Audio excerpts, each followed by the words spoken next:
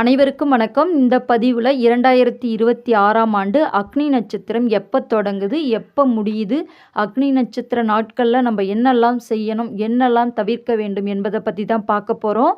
அக்னி நட்சத்திரம் அதாவது கத்திரிவெயில் என்பது ஆண்டுதோறும் சித்திரை மாத இறுதியில் ஏப்ரல் மே சூரியன் பரணி நட்சத்திரத்தில் 3ஆம் பாதத்தில் தொடங்கி கார்த்திகை நட்சத்திரம் முழுவதும் வலம் வரும் மிக வெப்பமான காலம். சுமார் 14 முதல் 21 நாட்கள் வரை இந்த வெப்பமான காலம் நீடிக்கும். இந்த காலகட்டத்தில் வெயிலின் தாக்கம் ரொம்ப உச்சத்தில் இருக்கும். இந்த வருடம் 2026ஆம் ஆண்டு அக்னி நட்சத்திரம் தொடங்கக்கூடிய நாள் நேரம் 4/5/2026 அதாவது மே மாதம் 4ஆம் தேதி. சித்திரை மாதத்திற்கு 21ஆம் தேதி திங்கட்கிழமை அன்னைக்கு அக்னி நட்சத்திரம் தொடங்குகிறது.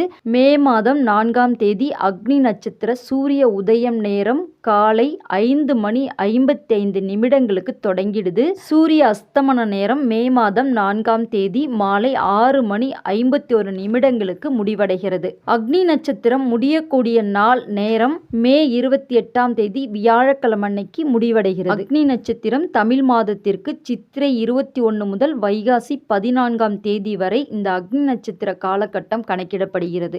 அக்னி நட்சத்திரத்தின் அதிபதி சூரியன், அதிதேவதை அக்னி தேவன் என்பதால் இந்த நாட்கள்ல சூரியனோட வெப்பம் நெருப்புக்கு இணையாக இருக்கும். அக்னி நட்சத்திரத்தை முன் 7 நாட்கள் பின் 7 நாட்கள் என பிரிப்பார்கள்.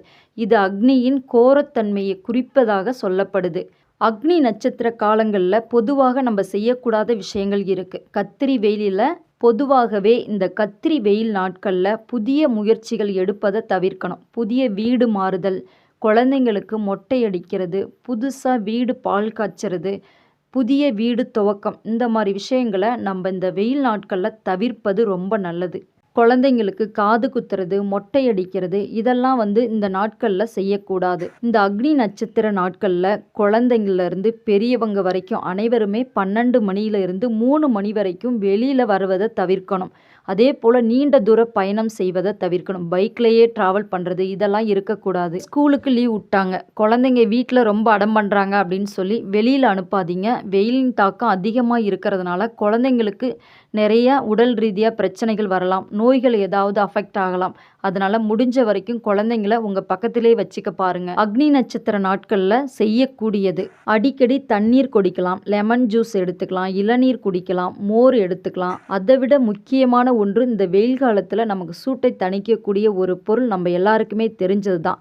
முதல் நாள் வடித்த சாதத்தில் கொஞ்சமாக ஒரு கிண்ணத்தில் போட்டு தண்ணீர் ஊற்றி உப்பு போட்டு வச்சுருங்க. அடுத்த நாள் காலையில் அந்த தண்ணீரை மட்டும் இருத்து குடிங்க. அவ்வளோ ஒரு அற்புதமாக இருக்கும், சூட்டை தணிக்கக்கூடியது. பழைய சாதம் அப்படின்னு சொல்லுவோம். பழைய சாதத்தோட தண்ணீரை குடிச்சோன்னா நம்ம உடல் ஹீட்டு குறைஞ்சிரும். இந்த கத்திரி வெயில் நாட்களில் முக்கியமாக நம்ம செய்யக்கூடிய தானம் அப்படின்னு பார்த்தோம்னா தண்ணீர், மோர், குடை, செருப்பு இதெல்லாம் தானமாக வாங்கி கொடுக்கலாம். முடிஞ்ச வரைக்கும் மே 4ஆம் தேதி முதல் மே 28ஆம் தேதி வரை இந்த அக்னி நட்சத்திர நாட்களில் வெளியில் போகிறத, தேவையில்லாமல் வெளியில் போகிறத அவாய்ட் பண்ணுங்க.